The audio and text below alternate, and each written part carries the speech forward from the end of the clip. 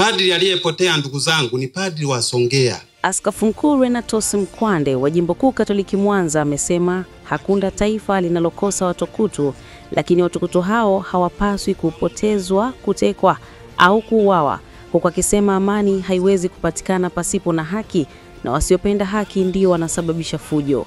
Askofu Mkwande amesema hayo wakati akitoa taarifa kanisani baada ya jeshi la polisi mkoa wa Ruvuma kuthibitisha kumpata Padri Camillus Nikata wa Kanisa Katoliki Jimbo Kuu la Songea, ambaye alikuwa ameripotiwa kupotea tangu Oktoba 9, 2025 na kupatikana akiwa salama katika mashamba ya kijiji cha Mawa, kata ya Hanga, wilayani Namtumbo. Askofu Mkwande amesema padri aliyepotea ni padri wa Songea kwa asili, lakini anafanya kazi katika jimbo hili.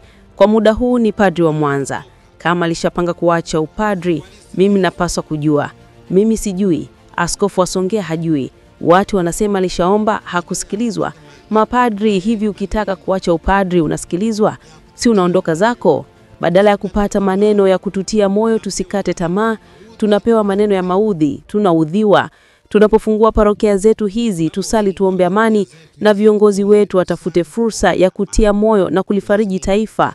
Taifa limegawanyika, taifa lina mahangaiko. Katika taifa hauwezi kukosa watu watukutu, lakini ni wananchi wa hapa.